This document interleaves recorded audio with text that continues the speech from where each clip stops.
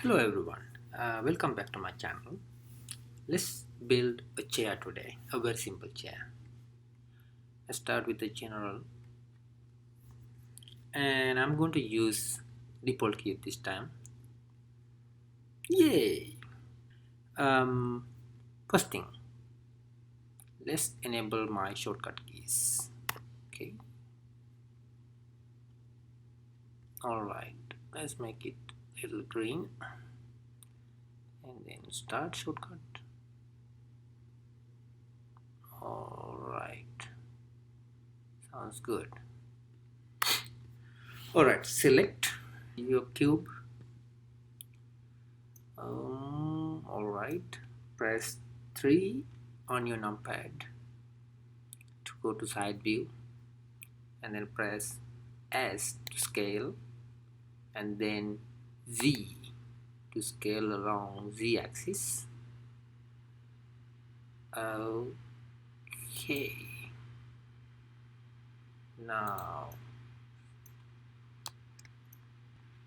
let's apply mirror. You know how to apply mirror. Select the object and go to sidebar. Under edit you have mirror. If it is not here, you need to enable that add-on. Go to edit, preferences, click on add-ons, search for auto, and then make sure that you put a tick in front of this add-on. And then if you have autosave on, it will automatically install, and then exit out of that window. Make sure you select the object, click on auto mirror, and then I'm going to apply mirror along x-axis. So to make sure that we get whatever we want, I'm going to go to this property panel and then click on spanner for the range so that I see the modifier panel. So come back to auto mirror, click on X. I want to apply a mirror along x-axis, so apply auto mirror. So you get this mirror settings. So you are not going to play with any of this right now. So very simple mirror along x-axis, and then make sure you have a clipping enabled. I just collapse that modifier, and then I just want to show you what happened when you apply a mirror modifier. So in the edit mode, if you click on one side of x-axis, the negative and the positive, one side is not, you cannot edit it, but the other side you can. For example, faces, when you edit one side, for example, grab one vertex and then press G to grab, and then if you move, you can see the other side is also moving along with your mouse. So I just don't want to mess up with the shape, so I right click to cancel my operation, and then go back to the object mode by pressing tab, and then go ahead and apply the mirror along y-axis as well. So that will add another modifier on top of each other, so we call it a modifier stack. Now go back to edit mode. You can use this menu to go back to edit mode as well. Now you can see a mirror applied along x-axis as well as along y-axis, so that you can edit only 1/4 of this mess or the shape. So if you edit, if you grab one vertex, you can see that you are editing all 4 coordinates. Alright, so that's what we want. Now you are in edit mode. You want to use a tool to add a little bit of more geometry to this shape. So I want to have like a square shape around somewhere here, so that I can extrude out legs. So I need to add some geometry to this shape. I'm going to use a tool called loop cut, and then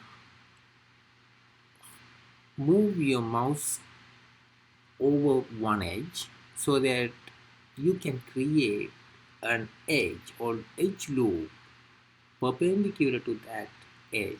If you move your mouse over the other edge, you can see the guide is changing its orientation to the other side. So I want to create one loop, click and hold and then drag until you find the desired location and then release it. And then do the same thing for the other edge. Now you have, you need to select the selection tool, and then if you rotate and see, you can see that you are creating some edge loops around your shape. Now I have, if you select the face mode, now I can select these faces separately because I made some extra geometry. What I want to do here is I want to select this corner face, press E, and then grab along the axis, and then left click to confirm the operation. Alright, sounds good. Now let's get back to, now the legs are okay, but I just want to do slight change to the legs and go back here and then select the face, and I just want to do some tapering. Do scale, press S from your keyboard and then do slide, scaling down that face. Alright, that seems good. I have a slight tapering of the leg. What I want to do now is I want to give it a kind of like a character for this chair. What I do here is push this leg towards the middle of the chair. So I come over here and then click on this pivot point and select 3D cursor. If you scale now, it's different, behaving slightly different. Right? Not scaling the face, but it is bending towards the 3D cursor, because we are scaling against around the 3D cursor. Okay, that's too much. Okay, I think this should do it. Alright, and then change this one back to median point, the pivot point option. And now it's time to do the top part of the chair. If you extrude this one right now, what will happen is like it's going to extrude all 4 quadrants. But I don't want to do that. I just want to apply my mirror only on one side, either X or either Y, but not on both sides. So I go back to object mode, either going through this menu or pressing tab. You can switch between edit and object by pressing tab. And then I want to come over here and then apply one of, make sure that you are in the modifier property panel, the wrench or the spanner, and then go to one of these modifiers and then apply one of them. If you go back to edit mode, you can see that there is only one mirror available, the other one is already applied.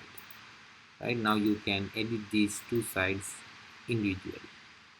What I do here is if I select both of them and then extrude, it's same as having 4 quadrants. But I just don't want to do that. I select only one and then extrude the back part of my chair. And then also at the same time I need to add some rails. To do that, so what I do here is I do extrude one more time and then click your left mouse, do another extrusion and then done. and then scale this one down a little bit, and then go back to face selection and then select this side face and then extrude. And then, for example, if I just disconnect, undo the operation and come over here, and then if you do not have clipping, if you do exclusion now, see, it's not merging, it's moving way beyond the mirror. So that's not what I want. I want to extrude that face until I meet the mirroring point. So put put a tick into the clipping so that you enable clipping, and then now extrude. You cannot move beyond that point. Once you confirm the operation, now it is glued together.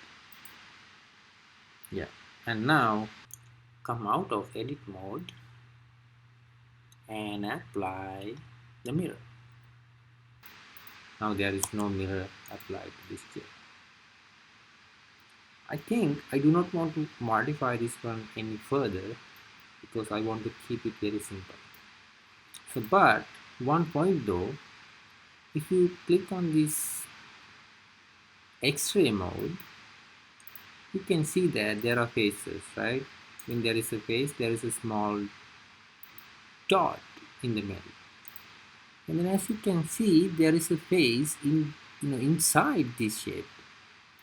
So basically we just don't want to have faces inside the shape because we cannot see that either. And then when you apply some colors or materials, you will see some issues. But what we need to do is you select that face, make sure that you are in X-ray mode, and then press X and then delete select faces. Now you don't have a face inside this one. You cannot see that, but all right. And then one more thing, this is basically a single plank. So what I want to do here is I just want to remove that line. I don't want extra edges or faces. That adds up to your computation time when you do rendering. What I do here is I select one edge, but I just want to select the edge going all around that shape. So what I do here is Alt click or Option click in Mac to select the edge loop, and then right click, dissolve edges. Now it is a single shape, single face and single shape. Alright, sounds good. Let's exit from the edit mode. Now let's apply some colors to this one.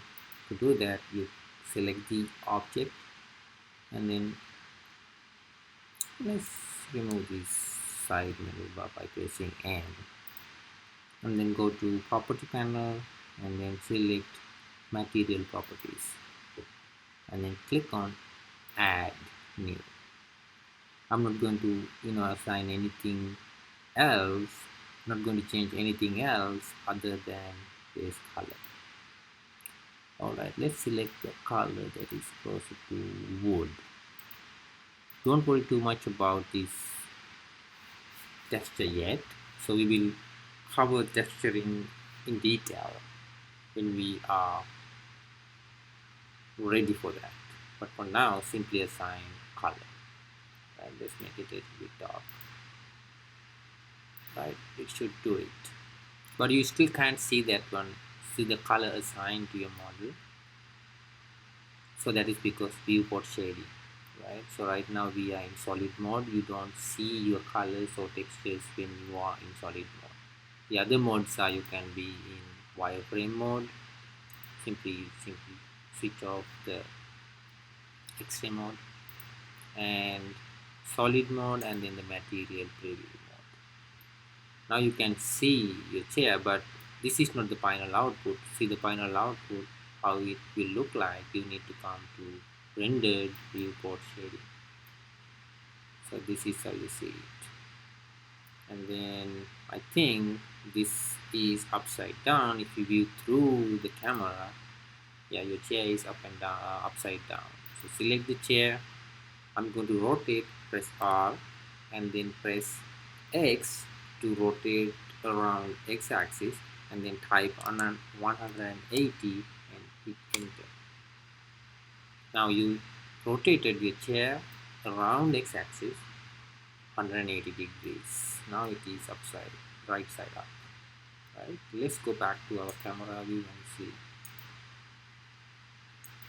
Alright, so now I just want to orient my chair so that I get a better viewing angle. But if you try to rotate your viewport, you come out of the camera viewing angle. So what I want to do is I want to keep the camera viewing angle, at the same time orient your chair against the camera. To do that, I just need to open my side menu bar and then go to view, look for view lock, and then lock camera view. Now if you change, rotate your viewport, your camera is going to stay in the same place, but your scene is moving. Basically you are moving the camera. And then you orient your chair, and if it is looking good, and then you can go ahead and switch off this again. Now if you rotate, you rotate the scene along with the camera. This is your camera and this is your light, by the way.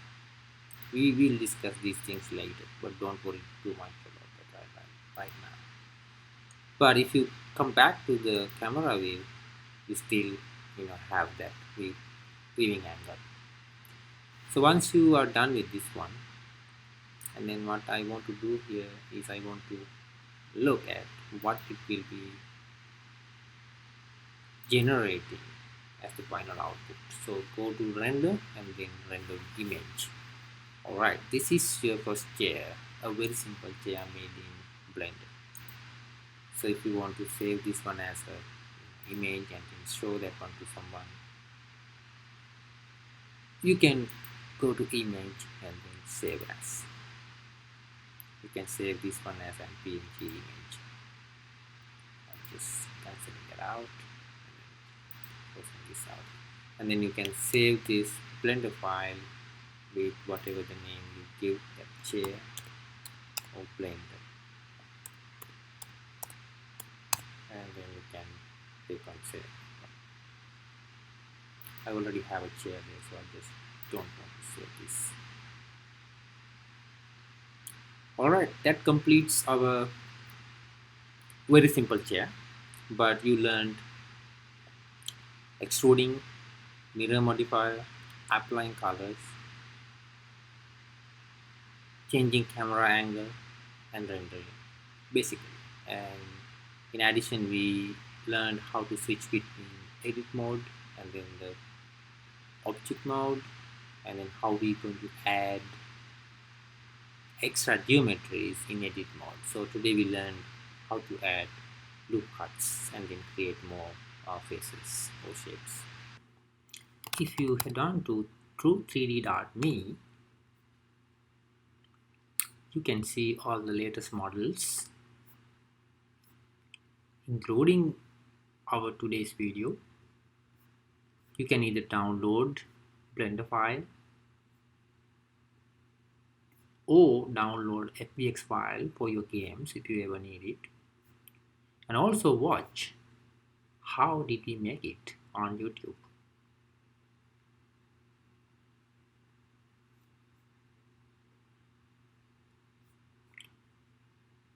And if you want to find more, you can go to download section and then find simple models as chair, tables, intermediate models, and advanced models. Alright, so remember that's true3d.me. Alright, so that concludes our very simple tutorial on how to build a chair in Blender. And then we will meet with another simple tutorial like this. Until then, thanks for watching.